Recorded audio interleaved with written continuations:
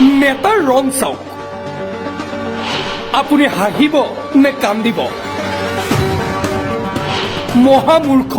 ৰাকেশ ব্ৰহ্ম আচলতে তেখেতক আমি মূৰ্খ বুলি ক'ব লাগিব তেখেত এজন সঁচাকৈ যোদ্ধা মূৰ্খ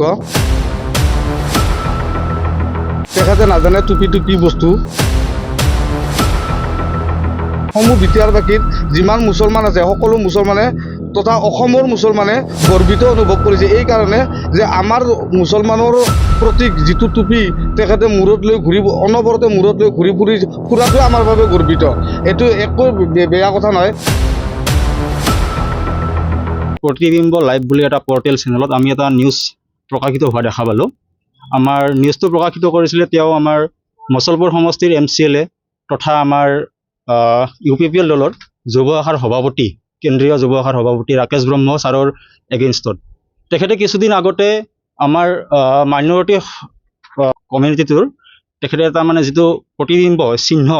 সন্মানীয় বা ধৰ্মীয় চিহ্ন টুপিটো পৰিধান কৰি তেখেতে এটা নিউজ দিছিলে যে আমি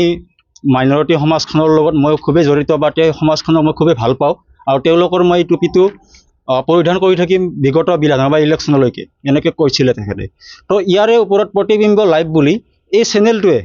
এটা নিউজ প্ৰকাশিত কৰিছে যে এই টুপিটো পিন্ধাৰ ফলত বোলে মাইনৰিটি সমাজখনক তেখেতে অপমান কৰিলে আৰু তেওঁ এটা কথা কৈছে যে তেওঁ দিনে ৰাতিয়ে বা প্ৰায় কিছুমান মিটিঙে মেলে তেওঁ এই টুপিটো পৰিধান কৰে তো সেইটো বোলে তেওঁলোকৰ মতে এইটো এটা অপমান বা সেই সমাজখনক এটা বেয়া তাৰমানে ক'ব বিচাৰিছে তেখেতে বেয়া মেছেজ দিছে আৰু সেই সমাজখনৰ প্ৰতি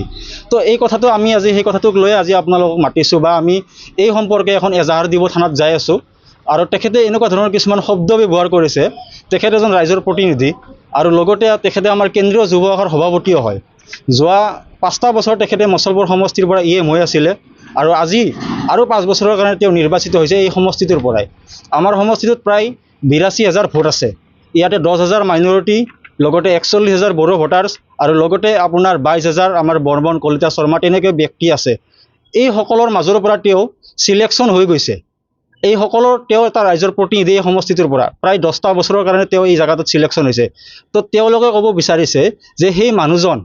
অজ্ঞানী সেই মানুহজন মূৰ্খ এনেকুৱা ধৰণৰ শব্দ তেওঁ ব্যৱহাৰ কৰিছে মানে তেওঁ এই শব্দটো ব্যৱহাৰ কৰি এইটো প্ৰমাণ কৰিব বিচাৰিছে যে তেওঁক সিলেকশ্যন কৰি তেওঁক নিৰ্বাচিত কৰি পঠাই দিয়া আমাৰ গোটেই সমষ্টিটোৰ মানুহখিনিয়ে তাৰ মানে মূৰ্খ তেওঁ সেইটো বস্তু প্ৰমাণিত কৰিব বিচাৰিছে তো এই কথাখিনিৰ কাৰণে আজি আমি ইয়াতে আপোনালোকক মাতি আনিছোঁ আৰু তেওঁলোকৰ দৰে চেনেলবিলাকৰ ওপৰত যদি বিহিত ব্যৱস্থা লয় তেওঁলোকে যি সমাজত বেয়া মেছেজ প্ৰেৰণ কৰে মানুহৰ প্ৰতি তো এই চেনেলবিলাক যাতে চলিব নালাগে একচুৱেলি এই চেনেলবিলাক বন্ধ কৰিব লাগে কাৰণ নিউজ চেনেলটো সন্মান দিওঁ আৰু সাংবাদিকসকল বন্ধুসকলক আমি খুবেই যথেষ্ট সন্মান কৰোঁ কাৰণ তেওঁলোক আমাৰ চতুৰ্থ স্তম্ভ বুলি কোৱা হৈছে তেওঁলোকে সমাজখনৰ এটা ভাল মেছেজ প্ৰেৰণ কৰাটো আমি বিচাৰোঁ য'ত নেকি তেওঁ কৈছে কি সেই মানুহজনক কমপ্লিটলি অৰ্থাৎ মছলপুৰ সমষ্টিৰ MCLA ৰাকেশ ব্ৰহ্ম ডাঙৰীয়াক কমপ্লিটলি এটা বেয়া তাৰমানে দৃষ্টিভংগীত তেওঁ থিয় কৰাই দিছে তেনেকুৱাতো কোনো ধৰণৰ কথা নাই আমাৰ মাইনৰিটি সমাজখনে তেখেতক যথেষ্টখিনি মৰম কৰে আৰু তেওঁ মাইনৰিটি সমাজখনক যথেষ্টখিনি সহায় কৰি আহিছে যোৱা বিগত সময়ত যদি তেওঁ টুপিটো পিন্ধি বেয়া দেখুৱাইছে বুলি মানুহৰ ওচৰত কৈছে তেনেহ'লে তেওঁ কৰা কামখিনি আপোনালোকে চাওক তেওঁ কৰা কামখিনি কি নাটক নেকি তেওঁ যে মছজিদৰ কাম কৰিছে তেওঁ যে মানে জানাজা ঘৰৰ কাম কৰিছে তো এইবিলাক কি নাটক নেকি তেওঁলোকে কি ক'ব বিচাৰিছে এই কথাখিনি দি আমাৰ উল্টা তেওঁলোকৰ নিউজ চেনেলটোৱে অপমান কৰিছে মাইনৰিটি সমাজখনক কাৰণ তেওঁলোকৰ যিটো টুপি সেই টুপিটো তেওঁ মূৰৰ ওপৰত লৈ এজন ৰাইজৰ প্ৰতিনিধিয়ে যোৱা সময়ত কেবিনেটতো বহুতবাৰ বহিছে বা ৰাইজৰ মাজত তেওঁলোকক সন্মান দি কিনে তেওঁ টুপিটো মূৰৰ ওপৰত ৰাখি থৈ দিছে এজন ৰাইজৰ প্ৰতিনিধি হিচাপে এইটো আমাৰ মাইনৰিটি বন্ধুসকলে বা আমাৰ তেওঁলোকে আমাক বাৰে বাৰে কৈছে যে তেওঁলোকৰ কাৰণে এইটো গৌৰৱহে য'ত নেকি অপমান নহয় আনকি তেওঁলোকেও বেয়া পাইছে আৰু মোৰ মাজত আমাৰ লগত আছে বহুখিনি মাইনৰিটি বন্ধু আমাৰ বা তেওঁলোকৰ অতঃপ্ৰোতভাৱে কাম কৰি আহিছে যোৱা সময়তো আৰু তেওঁ যথেষ্টখিনি সহায় কৰিছে মাইনৰিটি সমাজবিলাকত আমাৰ সমষ্টিত উদাহৰণ আছে আমাৰ চাপৰা গাঁৱত যাব পাৰে মাধৱপুৰত চাব পাৰে খাওকুচিত চাব পাৰে যথেষ্ট মাইনৰিটি সমাজত তেখেতে কাম কৰিছে তো সেই হিচাপত ক'ব গ'লে তো আজিৰ এই কথাখিনি সম্পূৰ্ণ তেওঁ এটা তাৰমানে ভণ্ডামী চেনেল ডাইৰেক্ট ভণ্ডামী চেনেল বুলি ক'ব পাৰি কাৰণ তেওঁলোকৰ এটা ৰেকৰ্ড যোৱা সময়তো আমি শুনিব পাইছোঁ যে তেওঁলোকৰ চেনেলটোৱে বোলে বন্ধ কৰাই দিছিলে আমাৰ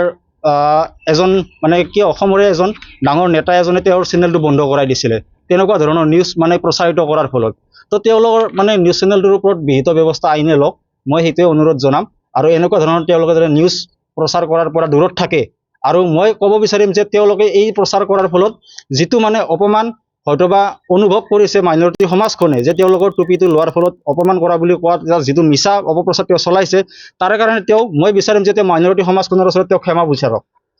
নমস্কাৰ জনাইছোঁ সকলোকে। আমি এটা নিউজ পালোঁ প্ৰতিবিম্ব লাইভৰ পৰা। আমাৰ সন্মানীয় MCLA ৰাকেশ ব্ৰহ্মচাৰৰ এগেইনষ্টত তেখেতসকলে বজাইছে নিউজটো, ছ'চিয়েল মিডিয়াৰ থ্ৰুদি আমি পালোঁ। আচলতে তেখেতক আমি মূৰ্খ বুলি ক'ব লাগিব। তেখেত এজন সঁচাকৈ যোদ্ধা মূৰ্খ। তেখেতে নাজানে টুপিটো কি বস্তু। টুপিটো হয় আমাৰ ধৰ্মীয় বস্তু, কিন্তু টুপিটো আমাৰ মুছলমানৰ প্ৰতীক, মানে ইছলামৰ প্ৰতীক হ'ল টুপি।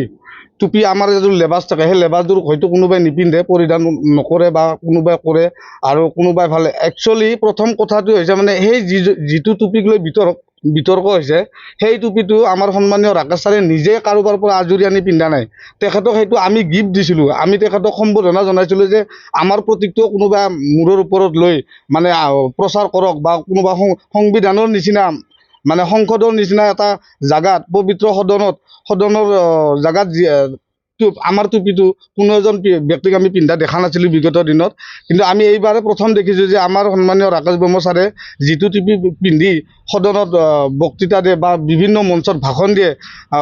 পৰিলক্ষিত আমাৰ হৈছে। আৰু আমি আচলতে মুছলমান সমাজ সমূহ বিটিয়াৰবাসীৰ যিমান মুছলমান আছে সকলো মুছলমানে তথা অসমৰ মুছলমানে গৰ্বিত অনুভৱ কৰিছে এই কাৰণে যে আমাৰ মুছলমানৰ প্ৰতীক যিটো টুপি তেখেতে মূৰত লৈ অনবৰতে মূৰত লৈ ফুৰাটোৱে আমাৰ বাবে গৰ্বিত। এইটো একো বেয়া কথা নহয়। আৰু সেই টুপিটো আমাৰ মুছলমানৰ সুন্নত হয়। আমি মুছলমানে সেই টুপিটো আমাৰ মাথাত আমি পিন্ধি লৈ ঘূৰি ফুৰিব পৰা নাই। কিন্তু EM ছাৰে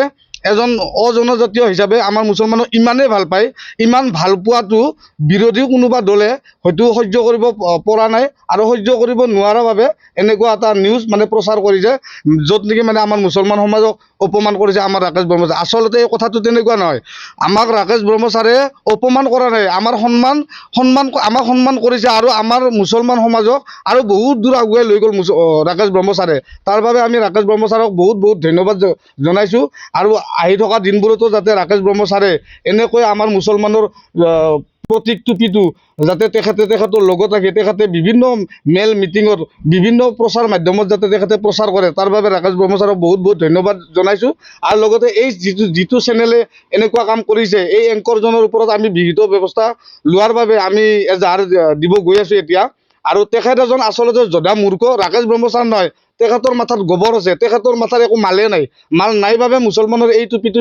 পিন্ধিলে কি হয় তেখেতে নাজানে। আচলতে মুছলমানৰ টুপিটো কোনোবা এজন পিন্ধাটো আমি বিচাৰোঁ। আমি সৰুৰে পৰা ইমান ডাঙৰ হ'লোঁ আমিয়ে টুপিটো এদিনৰ বাবে পিন্ধোঁ, কিন্তু আমাৰ ছাৰে